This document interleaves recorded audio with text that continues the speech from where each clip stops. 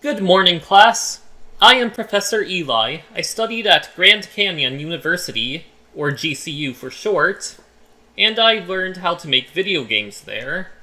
You'll be excited to know that I've already made multiple video games, including games where the player runs endlessly, among other things. One cool thing I've accomplished is actually making websites for companies in Florida.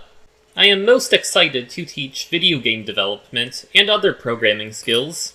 I thought it would be great to start with beginner programming classes for students. Specifically, here is one for GML, or Game Maker. This is a beginner class, assuming that you know absolutely nothing about video game development. So to begin, you'll see there's a room here. It'll start with a background layer, and one instance layer. On the background layer, set it to be a flat color for now. I went with gray. You can actually edit image.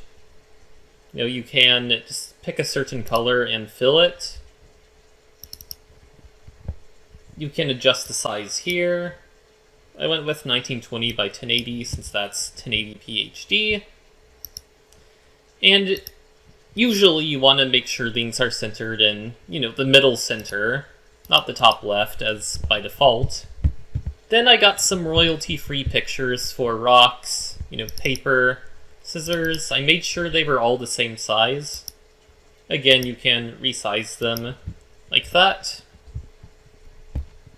Alright, so if we go back to the room, you'll see there's 4 layers, but the important part is the creation code. This is what happens as soon as a room is created. Be sure to name all your files consistently. You can see this as SPR rock, SPR scissors, or sprite rock, sprite scissors. Now for the room creation, if you learn only one thing from this lesson, you want to properly document everything. If you see the double backslashes here, that's a way of commenting on code. It allows you to remember what your code did if you ever forget, and it makes it easier if team members work on your code. So we have these booleans. A boolean can be true or false. There's only 2 outcomes. We want to set global dot is rock CPU and so forth because it means other classes can interact with these. So by default, none of them are true. There's one for the player and one for the CPU, which is random. So there's a random range between 0 and 3. iRandom2 goes from 1 to 3 basically, because the 2 includes 0. So if it's 0, that means the CPU picked rock.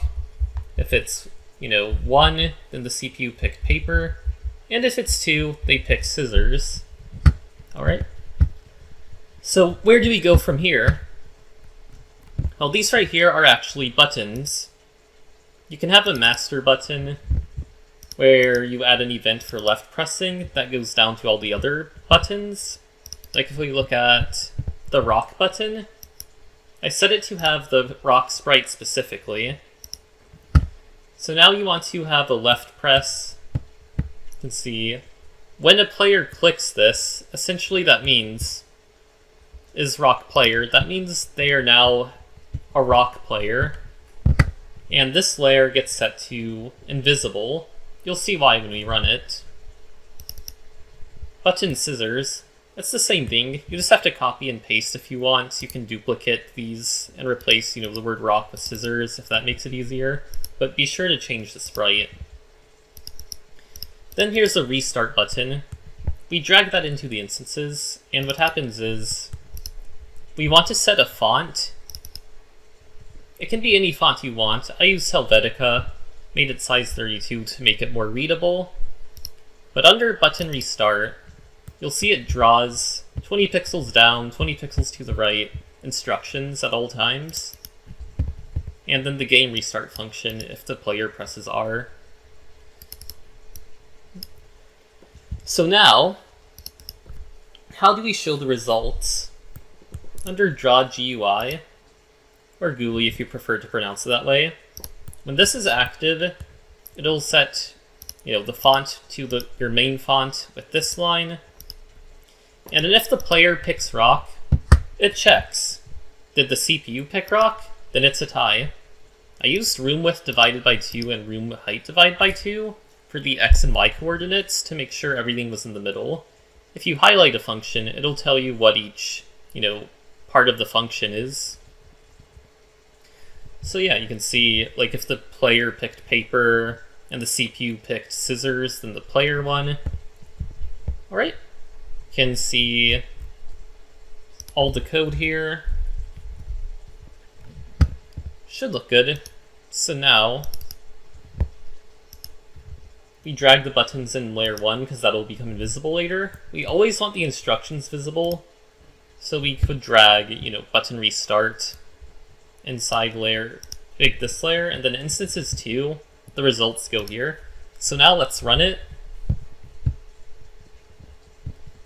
Okay. I picked rock. The CPU picked rock. We tied. Let's try another run to make sure it's really random. Alright, if we pick scissors, if we pick rock and they pick scissors, we won. Alright. And you can see that we picked paper, they picked scissors, so we lost. And again. But now we tied because they picked paper. But if they pick rock, we won. Alright. For a bonus assignment, see if you can get a sound effect working when a button is clicked.